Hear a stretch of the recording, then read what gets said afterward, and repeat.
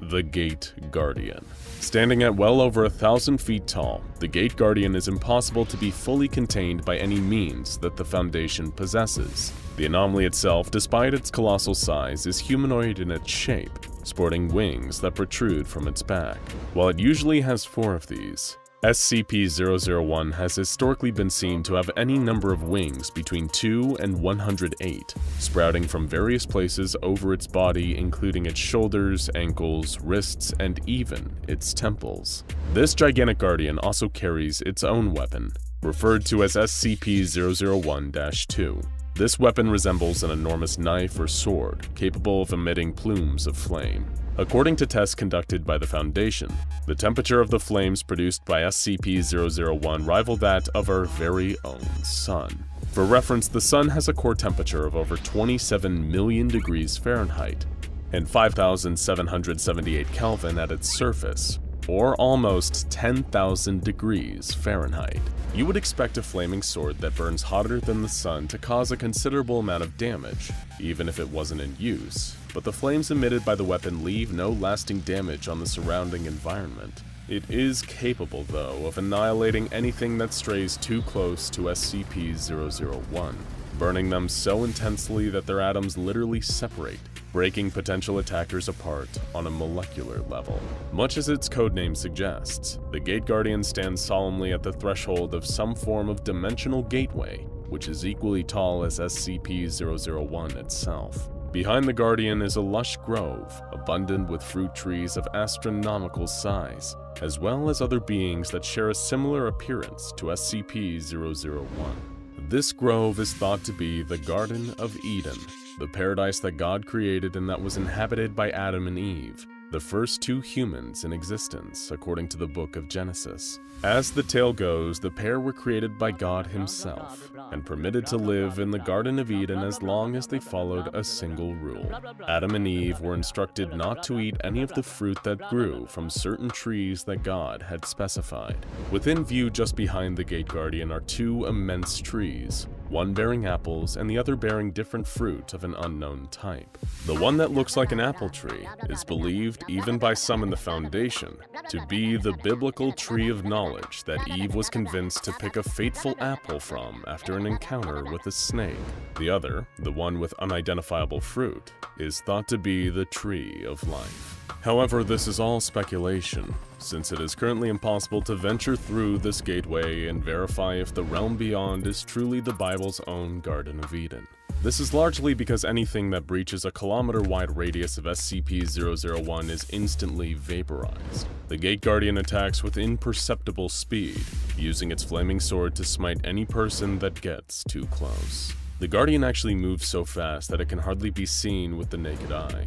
It appears to always remain in its solemn, dutiful stance with its weapon drawn and head bowed, only shifting for a fraction of a nanosecond to attack.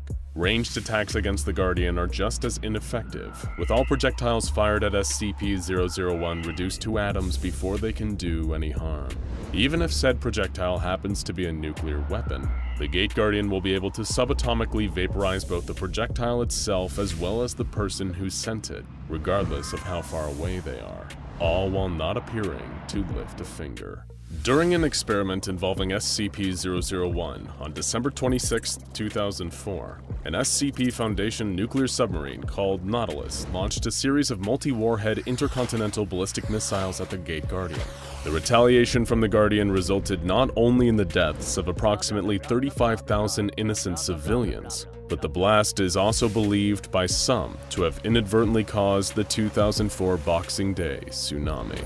The severity of this incident came dangerously close to revealing the Foundation's existence to the world, resulting in them rapidly deploying any means necessary to erase any trace of the 35,000 victims' families, friends, and other related individuals. In order to avoid questioning, the SCP Foundation administered amnestics on an almost worldwide scale, and the O5 Council banned any further tests on SCP-001 that involved nuclear weapons. In what was hoped by the Foundation to be a test with lower stakes, they sent an expendable D-Class personnel towards SCP-001. The D-Class approached the area where the Gate Guardian is located, and as soon as they saw it, they could hear a very clear command in their mind. Leave. The D-Class personnel reacted exactly the same way you or I would. They promptly turned and started to walk away. They didn't need a 1,000-foot-tall entity with a flaming sword to tell them twice. The researchers running the experiment were not swayed by the request and ordered the D-Class to continue moving towards SCP-001. When the D-Class continued to ignore their commands, they were terminated, as is standard policy when dealing with an insubordinate member of D-Class. SCP-001 appeared not to like this for some reason, though, and the researcher site as well as the researchers themselves were immediately obliterated by an unknown force, though it's a pretty safe guess that a certain flaming weapon was responsible. This candidate for SCP-001 may be one of, if not the most powerful being that the SCP Foundation has ever encountered, and according to its entry in the SCP-001 file, the Guardian is even responsible for the creation of the Foundation itself. If the file is to be believed, the administrator of the SCP Foundation one day heard a word echoing through his head: prepare. This one-word instruction led him to starting the SCP Foundation, containing countless dangerous anomalies and entities in preparation for an uncertain future. In all that time, since the very beginning of the Foundation, the Gate Guardian has remained standing at its post. While it is not aggressive nor openly hostile towards humanity, the Gate Guardian doesn't seem to care much for us either, at least as individuals. It rarely interacts with human beings when left unprovoked, and venturing too close to the Guardian, however, is not an automatic death sentence. The Guardian first communicates with any living being approaching it via a telepathic message, instructing them to either leave or forget. If whomever has stepped too close to SCP-001 complies with the instructions, they'll be able to freely leave the area, while simultaneously forgetting every detail of the Gate Guardian's existence. Ignore these warnings though, and SCP-001 has no qualms about completely eliminating you from reality. Given its enormous destructive potential, it is no wonder that the Foundation has tried to use the Gate Guardian to eliminate other dangerous SCPs, each with varying results. The Foundation at one time even attempted to use the Gate Guardian to destroy the infamously indestructible SCP-682, better known by the appropriate name of the hard-to-destroy reptile. Due to the malicious contempt SCP-682 holds for human beings and all other forms of life, it is perhaps one of the most dangerous anomalies the SCP Foundation has in containment. SCP-682 is also one of the few creatures the Foundation actively wants to terminate, a task made that much harder given that 682 can regenerate its entire form from as little as a single cell. The Gate Guardian had already shown time and time again that it was capable of massive destruction, and researchers working for the Foundation hoped to harness that power to rid the world of SCP-682 for good. 682 was placed on an unmanned vehicle and carried to within 1 kilometer of the Gate Guardian. The Guardian attacked the vehicle, seriously wounding but not killing 682. It seemed even the mighty SCP-001 couldn't kill the hard-to-destroy reptile.